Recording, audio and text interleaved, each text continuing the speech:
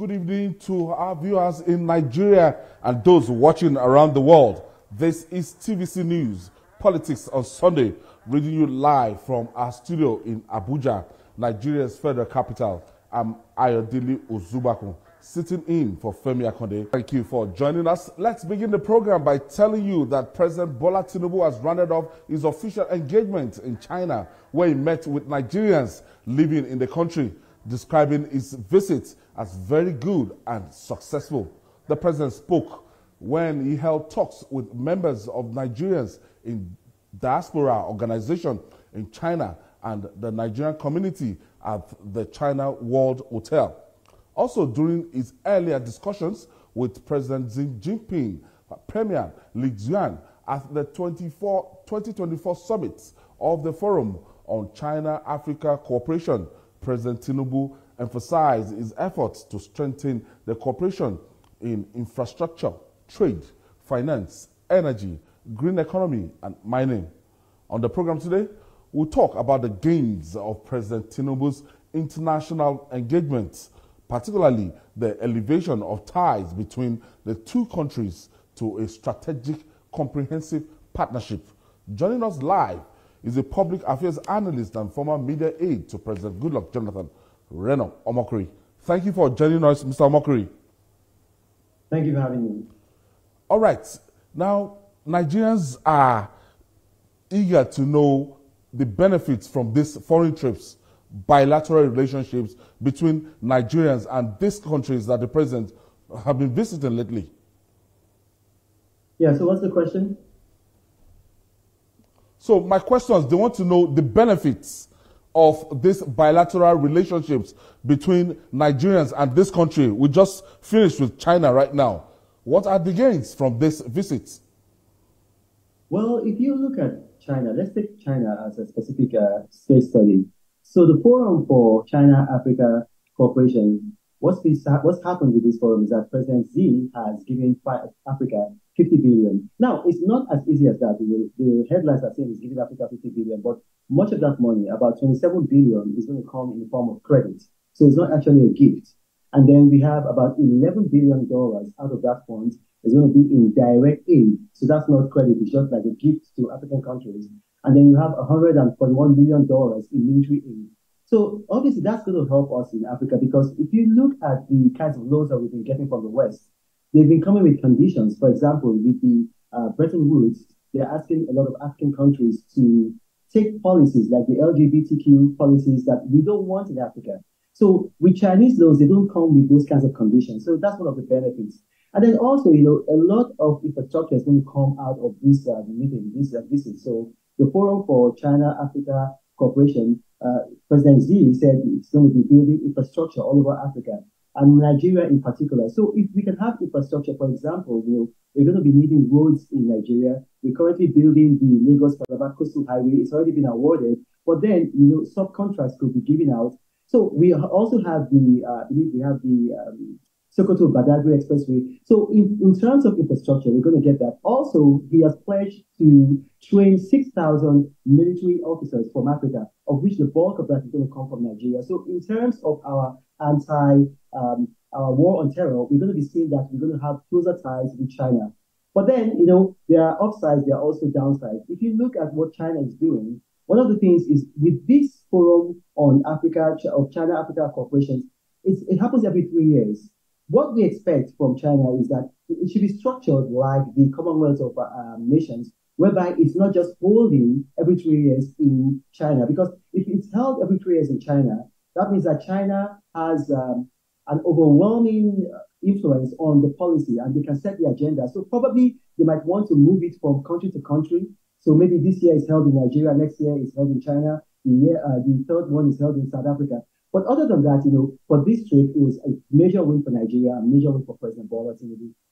People will tell you that there's always a backlash. There's always a kind of payback time when it comes to collecting loan from these institutions, especially a country like China. Nigerians will also tell you that what happened between the Ogun State government recently and the Chinese government. Now we don't know the situation as regard that that very unfortunate event. So a lot of people will say that this will come at a cost, that it's not free at all. And at the end of the day, if we are not able to hold our own side of the bargain, that there will be a backlash. But I did say that these were not just gifts, Although the headline said 50 billion given to Africa, I told you that about 27 billion of that is going to be credit. But let me correct you. What happened with Ogun State and the Chinese firm was not a government to a government affair. It was a government to private company affair. So it's not the Chinese state taking Nigeria to court in France and in the United States and seizing our presidential jets. No, that is a Chinese firm. As a matter of fact, the Chinese government intervened, and that's why the firm began to back down. They released one of the jets, and then they started to enter into talks. So, if you're using that as a case study, that's not a very good case study. Yes, with anybody, if you take a loan, if you go to a bank and take a loan and you refuse to pay back, of course, there's going to be payback. They're going to seize your collateral. So it's to be expected. These are not freebies. $27 billion in credit. But then if you look at what China has been doing, and I'm not speaking for China, I would rather Nigeria was able to sort our funds internally. But if you look at what China has been doing, take a country like Kenya. Kenya owes China about $8 billion. So they owe China more than we in Nigeria owe China. But China hasn't done much damage to them. As a matter of fact, President Ruto on this trip, on this forum for China-Africa cooperation, he actually asked for $1 billion more, and I think he's going to get it. But if you look at the upside, I think the upside are more than the downside. What we can do on our own end is for President Bola Tinubu to begin to, just put in some safeguards. So, for example, we talk about infrastructure. China is notorious for using infrastructural projects all over the world, not just in Africa, all over the world, as a way of, getting rid of their prisoner population. So they take prisoners, conscript them into city, and then they send them to various countries and to act as labor. So what we should say is that, okay, you're going to build roads, you're going to build infrastructure, you're going to build railways, but we want you to employ Nigerians. We don't want you to bring in Chinese convicts into Nigeria to build this. And then also on our end, we can begin to say that, okay, if you want Africa to develop, if you want Nigeria to develop, there are certain things that you can do. Now, one of the things that you can do to help us develop is this. In Nigeria, for example, you're flooding Nigeria with cheap Chinese textiles, and we've got, a cluster in Kaduna, the textile industry, and that textile industry is suffering because of what you are doing in China. So if we can appeal to the Chinese government to just stop that, to, use some, let's say, affirmative action to stop, because if we ban Chinese textiles in Nigeria, it's not going to work. They're just going to go to Benin Republic, Togo, and then they're going to smuggle it through the border. So we need to have affirmative action so that our own textile industry can grow. Also, if you look at the Nigerian Stock Exchange, for instance, now Airtel and MTN are the biggest publicly traded company at the Nigerian Stock Exchange. One of the reasons why is because our neighbors, people like Benin Republic, Togo, Cameroon, instead of them getting cement from Dangote Cement, they're getting cheap cement from China. So if we can talk to the Chinese government to do something about that, then that is going to be another upside. But other than that, if you look at it, if you take it into account, there are more upsides to this deal than downsides. A lot of people will tell you that the Western nations, like the Americans and European countries, that they will not be happy with our seeming close ties with the Chinese government because of the the international alignment, and they will tell you that, look, if you want to go with the Chinese, that there are some things they are not going to give to us. Like we need military support, we need defense pact, we need so many things from the Western, the Americans and the European, from Europe, that, look, we might not get that easily from the Chinese government. Well, that's not going to make sense, because if you look at the U.S. right now, the 7 largest publicly traded companies in the United States, they're going to be Apple, Microsoft, Tesla, Amazon, Google. So you have these companies, you also have Alphabet.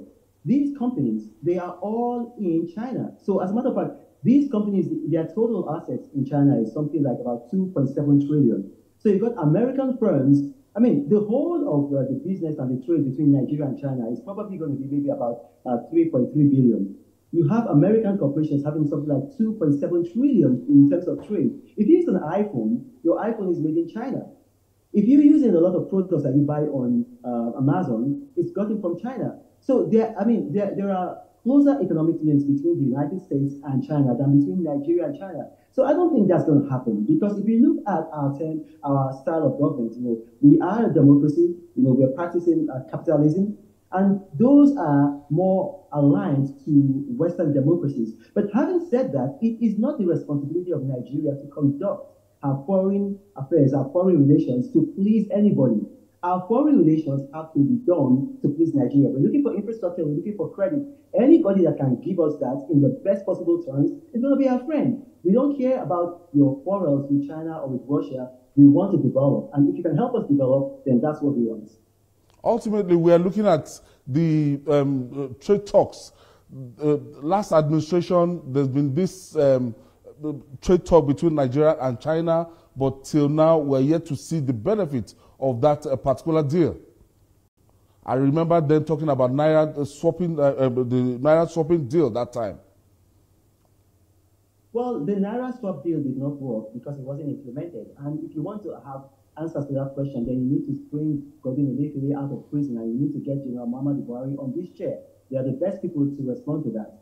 But we're talking about now, in the here and now. In the here and now, we're seeing implementation. We're seeing that this government, we do have some challenges with insecurity in our country. So obviously, the fact that China wants to help train our military officers is going to be good.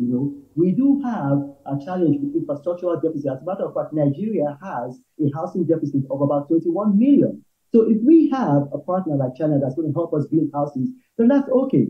But we cannot be looking at what happened in the past and say, okay, well, because of that, then we're going to just like become a bit skeptic with them. No, in the case of General Muhammadu Buhari, a lot of those things did not pan out because the Buhari administration did not implement them. And we can't blame China for that. Now, having said that, we need to conduct our own affairs in the best interest of Nigeria. And so, however we can do that, we got to do that.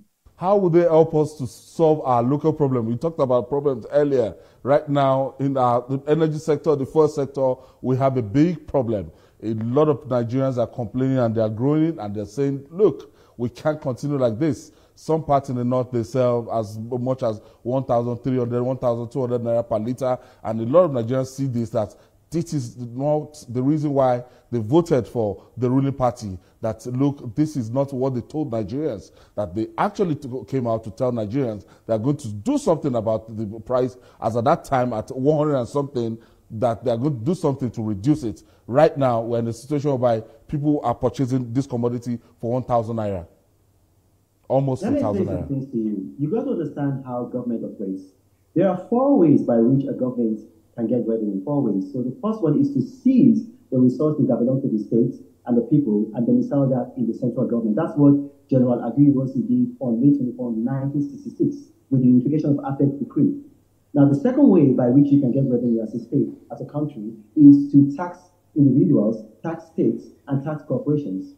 Now, the third way is by borrowing money, and the fourth way is by printing money. Beyond these 4 ways, a country cannot make revenue.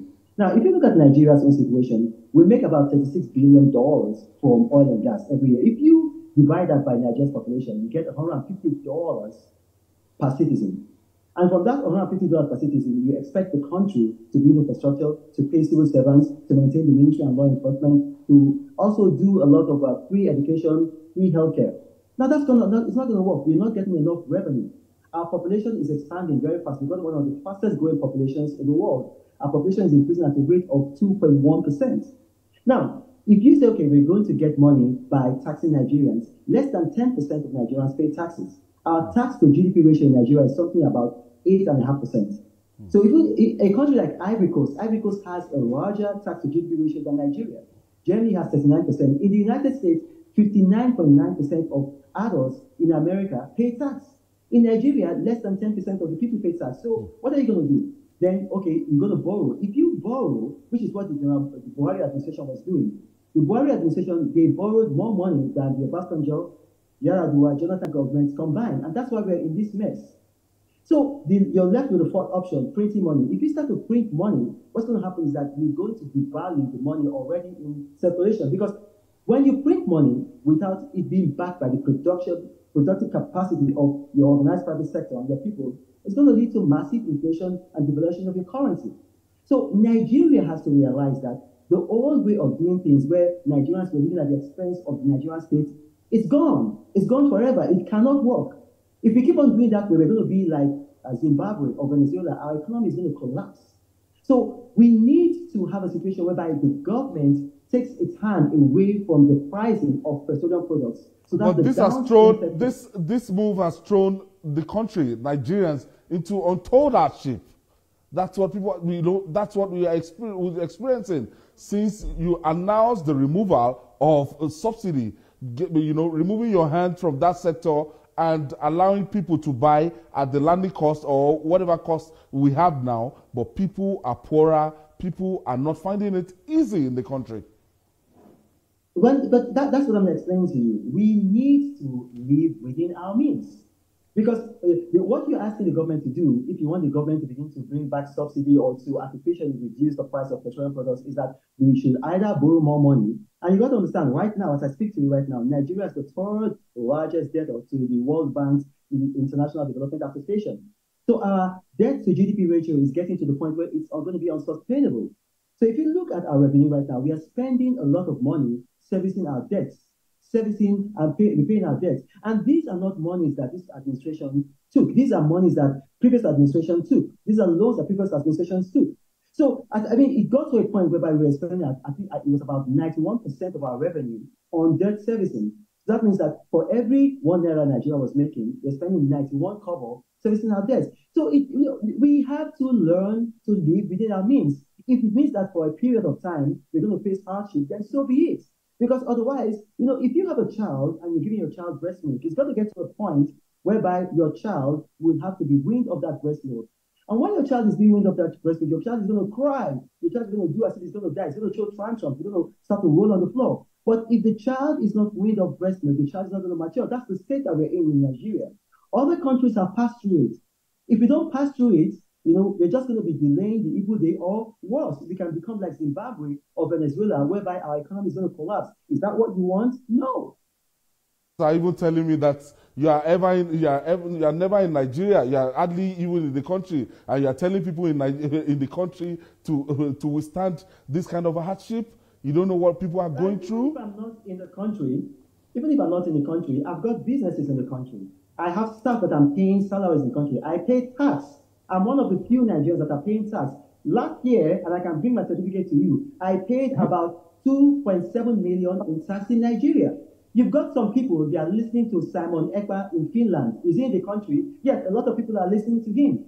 You've got people that are listening to so-called activists that are out of the country. Ayodele he was in New Jersey. He asked Nigerians to go on a protest. They went on a protest. They destroyed public infrastructure to the tune of 200 billion naira. Ayodele and Simon Ekpa, they don't have investments in that country. I've got investments. I've got student hostels. I've got businesses. I buy innocent vehicles. So I'm putting money into that economy. So I do have the right to talk. And that's why Business Insider magazine made me as the most influential business person on the internet from Africa. Ultimately, do you think at this curve, how long do you think this is going to last? Because Nigerians are gnashing their teeth. Well, if Nigerians are gnashing their teeth, let's look at the macroeconomic policies. Let's look at what's happening. For the first time in a long time, we've got a trade surplus. What's a trade surplus? That means that we are now exporting more than we are importing, which is a good thing. So if we are having this situation right now, what we need is that we need our country and our citizens to be patient, to understand what is happening. Look, I see some people, they compare Nigeria to a country like Saudi Arabia. Saudi Arabia has about $350 billion worth of oil revenue every year. If you divide that by their population, that's $10,000 per citizen. You can't compare Saudi Arabia with Nigeria. In terms of oil and resources, we are resource poor in Nigeria. So we need to make sure that we begin to live within our resources. And after that, we're going to start heading up somewhere. A lot of people feel that some people that voted for Bola Ahmed Tinubu as the president, that they made the wrong choice. Because a lot of people are saying that if they had given the likes of Peter Obi or Atiku Abubakar the opportunity, that we would not be where we are today. Well, I believe that Waziri Atiku Abubakar is a very good presidential candidate anywhere, anytime. And if he was in charge of the Nigerian economy, I believe that he would do well. Having said that, all of the major presidential candidates said they were going to remove fuel subsidy. As a matter of fact, you mentioned Peter Obi. I can show you on video. Peter Obi said, and I'm quoting him, subsidy will go on day one. That's what he said. Subsidy will go on day one. So, I mean, if you are now trying to say that, oh, Peter Obi or any other president have done things differently, it doesn't make sense. Because they already said during the campaigns that they were also going to do what the president is doing now, which is remove the subsidy on oil and also float the naira. So any other thing right now is not going to be the same. Thank you for staying with us. If you're just joining us, this is Politics on Sunday, and we'll still have the former presidential spokesman with us, Reno Omokri. Thank you for staying with us, Mr. Omokri. You said Nigerians don't pay tax. Now, do you support the tax presidential committee to raise it from 10% to 7.5%, Reno? Well, I mean, I think that if you look at the tax Nigerians are paying, first and foremost, you've got to look at both the percentage of Nigerians paying tax and the amount of tax they're paying. So let me give you a couple of examples. If you live in Germany, for example, and if you earn 54,000 euro in Germany, you're going to be paying 26,000 euro as tax. And if you ask Nigerians to pay that kind of tax, I'm telling you tomorrow there's going to be riots on the streets. But Nigerians will watch a movie and see what's happening in Germany and say they want that, they want that. So that's the entitlement that we have in Nigeria. We're not paying taxes. Very few of us are paying taxes. We're not paying a lot of taxes. But then we want government to give us infrastructure. Where is the money going to come from? Like I told you, we are a resource-poor country. If you look at our oil resources and compare us to even a country like Ghana, on a country-to-country basis, Ghana is more oil-rich than Nigeria because we have 1.5 million barrels per day to about 220 million people. And Ghana has about 250 million barrels per day to less than 30 million people. So if you look at that, so we need to expand our tax brackets. And a lot of people don't understand the thing about taxes. If you get citizens that are paying taxes, those citizens are going to get better infrastructure. And they are also going to want to hold their government officials to account. Look, Nigerians are more disciplined with paying their tithes to their churches than to pay taxes to the government. And there's more transparency with the government with taxes. At least you've got a budget, you've got the Fiscal Responsibility Act, you've got the Freedom of Information Act, which allows citizens to question their government and get an answer. With a lot of these churches that Nigerians pay their tithes to, they don't have any of that checks and balances. Yet their pastors are living very, very, extravagant lives. They're driving the Porsche cars, they're flying in private jets. Nigerians need to realize that if we want to have good infrastructure, if we want to have, like the things that we've seen in Europe, we need to be paying taxes. All right. I want to thank you, Mr. Omokri, for your intervention today. Thank you for being our guest on Politics on Sunday. We'll take this breather. When we come back, we'll talk more. It's still Politics on Sunday. We'll be right back after this time out. Thank you, Mr. Omokri.